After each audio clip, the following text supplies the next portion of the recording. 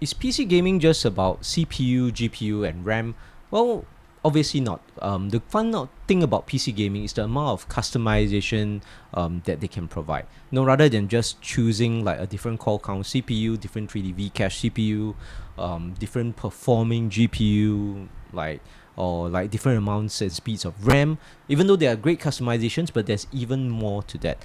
There's a whole realm of customization just around PC peripherals alone, like keyboards, mice, your audio solutions such as like IEMs or your gaming headsets. You have your mouse pads, you have your monitors, right?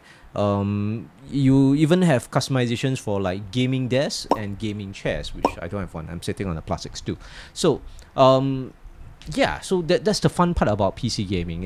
If you name it, I mean, if you name it, there's like a special form of customization around it. Heck, there's actually whole industries just built around peripherals. Like Razer, for example, built their whole company just about gaming mice and like gaming keyboards. Obviously, this is an office keyboard, but I mean, today's video is just probably gonna focus on keyboards, right?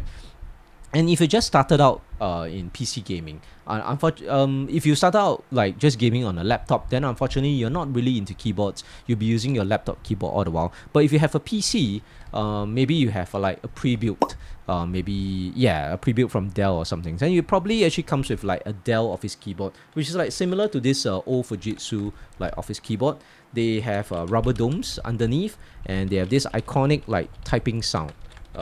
Which, I mean, if you have typed on like office keyboards, if you're working in the office, you have typed on office keyboards for many years, you will recognize this iconic office keyboard sound.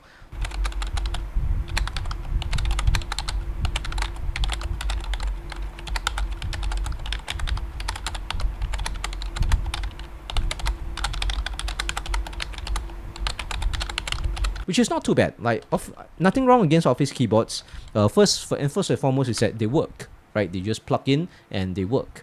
They register. They don't have missing key presses. They don't fail, and they're very durable as well. Like office keyboards can simply last for decades. They just never fail because of how simple this hardware has been, how reliable it has been. But the experience is okay. It's not bad. It works. But if you're looking for a better typing feel, a better experience from your keyboard, then you're probably looking for an upgrade. And the first upgrade you'll probably try and delve into or look into will be a simple mechanical keyboard upgrade. So this is one of my older 60% mechanical keyboards. Why it's different is that mechanical keyboards come in various sizes. Like this 60% keyboard will make it really easy for you to have a lot more space for your mouse mat and your mouse. You can obviously you can save your desk space, you can move the keyboard easily a bit to the left, and you can dedicate more of your desk space to your gaming mice and your gaming mouse pad, which maybe if you're an FPS player with lower sensitivity, you want to have a bigger mouse pad. So that's that. And also it comes with mechanical switches, which some of them can be linear. Like in this case, I have linear switches in this one, which gives you a smoother pressing typing experience. It gives you a different kind of sound profile. You can also have tactile switches, which are like the Cherry MX Browns, or the clicky switches, which is like the Cherry MX Blues. Those are the famous ones. But those will just be the starting point of your mechanical keyboards. Those will be one of the upgrades.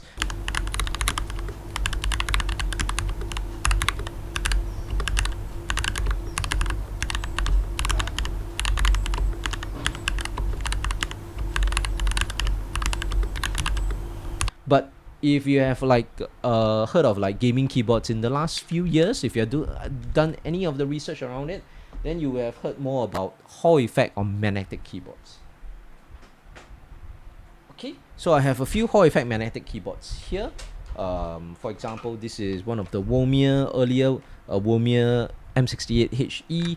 This is a Hall effect keyboard. I have another one here, which is this is, I think, the Fun 60, the M-Chose, A60. So the M-Chose A60, which is another Hall effect mechanical keyboard. Those are all budget keyboards, definitely less than 100 Singapore dollars. What else do we have? Okay, so I have a little bit more of a premium one, which here, so this is the, wrong. So a little bit more of a premium Hall effect keyboard will be this. This is a Nano 68 from Mad Lions. So it comes with nice RGB. Maybe I can show you a picture of it.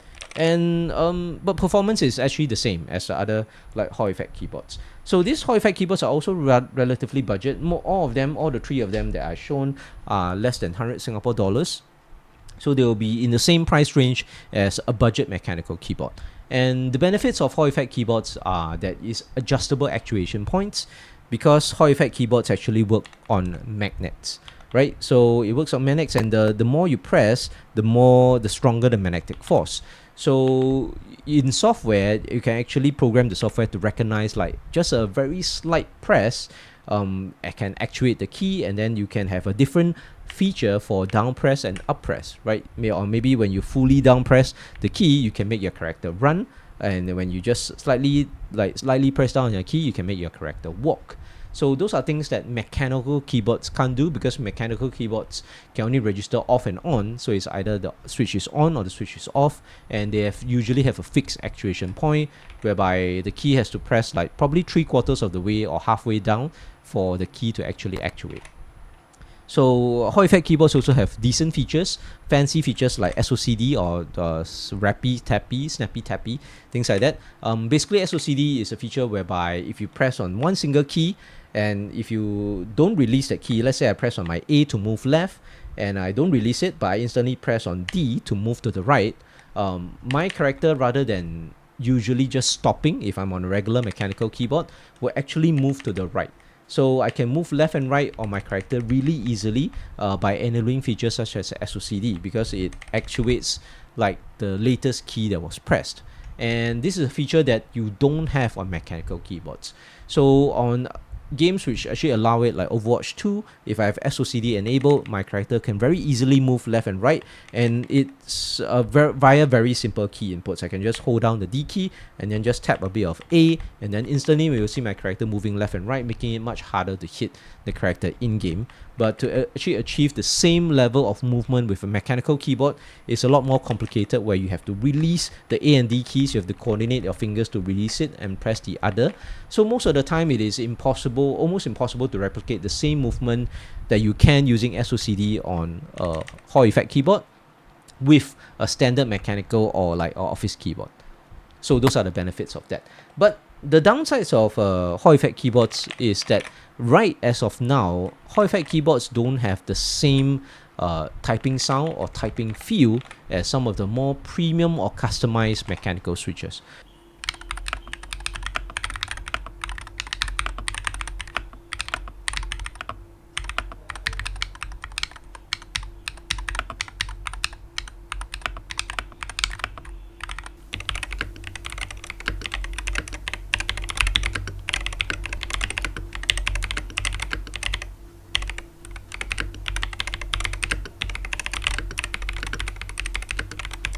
Obviously, if you're talking about like the budget mechanical keyboards or the very generic branded mechanical keyboards, such as like from Razer, from Logitech, from Ducky and so on. Like Ducky is still using very the old-fashioned Cherry MX switches, which are, by the way, Cherry is actually going out of business because nowadays all the good mechanical keyboards no longer use Cherry.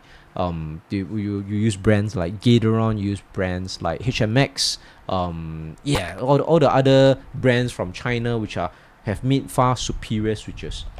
So what are those superior switches for? Those superior switches are for the slightly more premium mechanical keyboards or custom mechanical keyboards.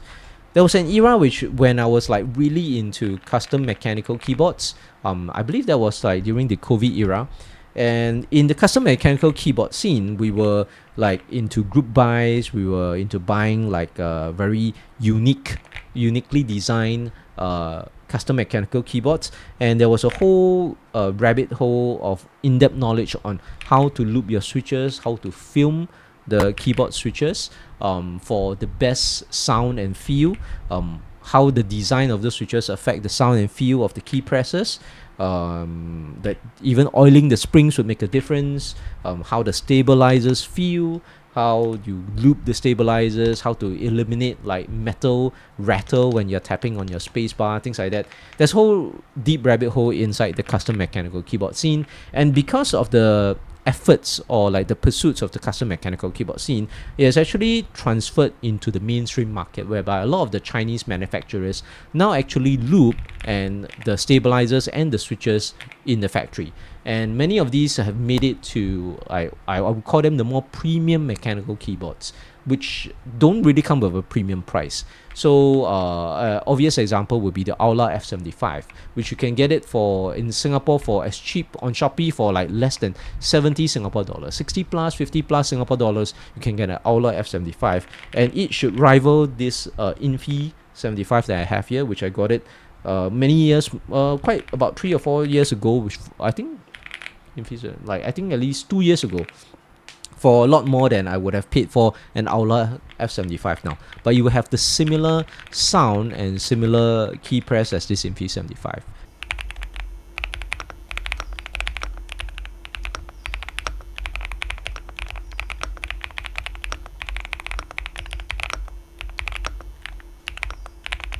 Which is really good. It gives you this kind of more premium mechanical keyboards, give you a more premium typing experience.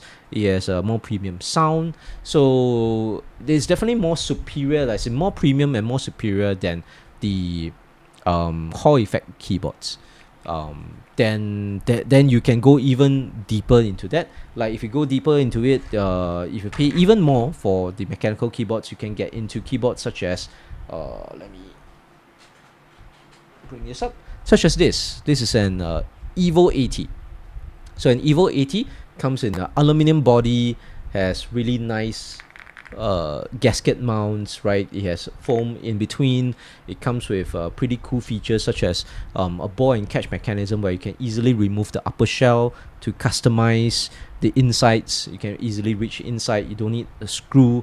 The mechanical weight, the metal weight, because it's a whole aluminium chassis and sandblasted aluminium like anodization, nice RGB. Yeah, it's very good, and it's nice to type on. It's really like has ASMR kind of like typing sounds when you type on it. Sounds like raindrops, things like that.